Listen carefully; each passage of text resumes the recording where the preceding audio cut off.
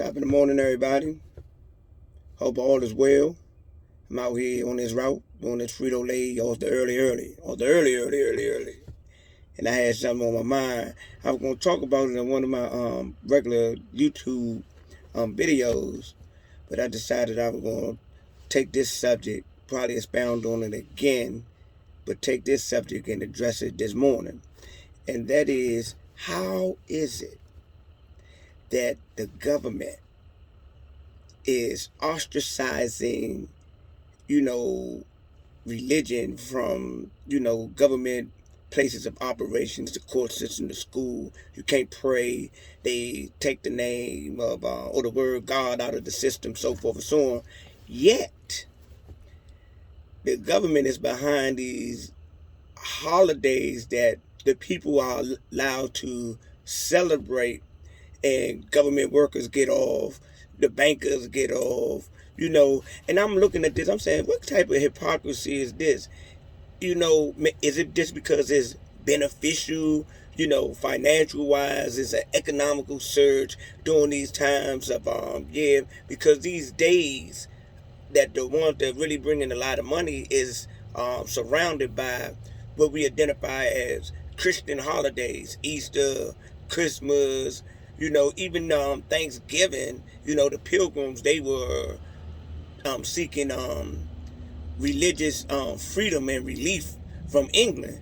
So within these days that are surrounded by, religious sources, I haven't heard anybody complaining about that. I haven't heard the atheists complaining about that.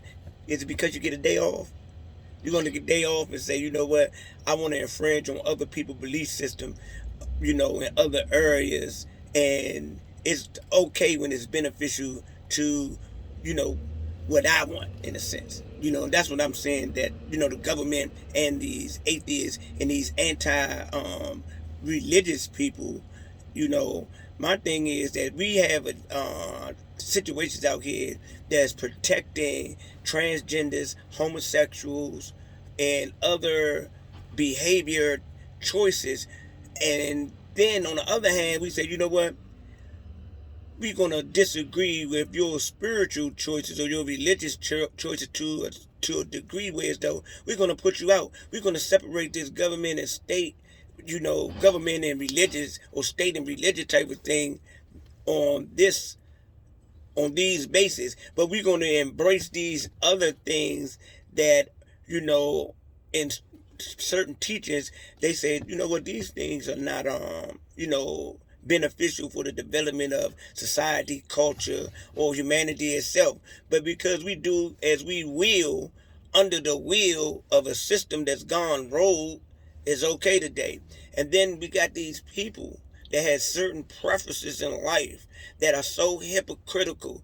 If you say anything about what they're doing and your disagreement with, how they get down, what they get down, lawsuit, hate crime, woo.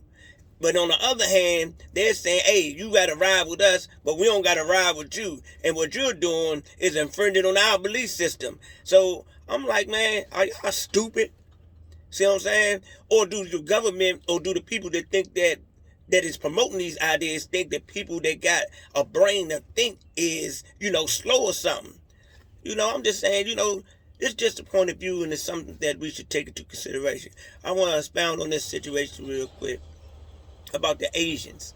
I made a video about it, but one thing that I thought about in the hindsight is that, I spoke about how, the Koreans were planted or placed in black communities, given possible grants or loans or things, so they can open up these stores.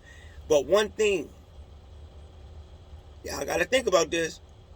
Those stores came to so-called African-American neighborhoods, but did the so-called whites allow them to come in their neighborhoods? No.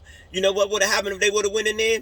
They would have started protesting. They would have started committing crimes against them. They would have showed aggression against those Koreans. So they didn't go in their communities. They probably not even in their communities this day, because this is how so-called white America operates. They set up certain situations to cause confusion and disharmony in the so-called black community. But if it came to their communities, these things are not allowed, to the point where as though blacks, so-called blacks, are so,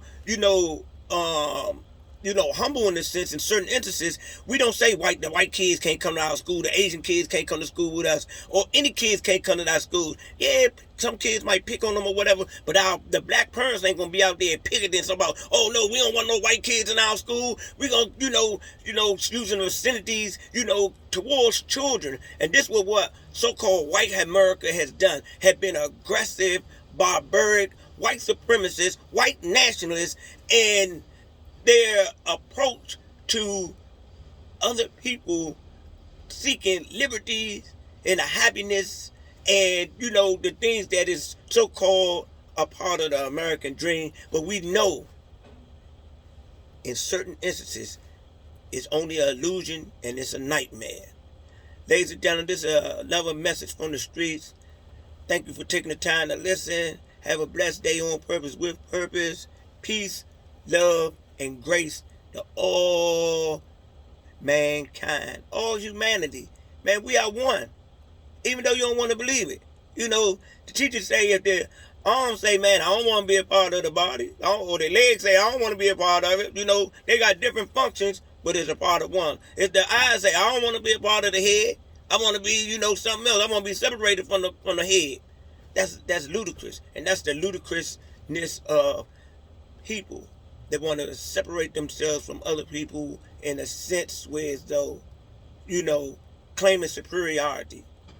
Sure, we should want to separate ourselves from nefarious activities and behaviors and conduct and things of that nature, but not just because one is melanin excessive or one is melanin recessive.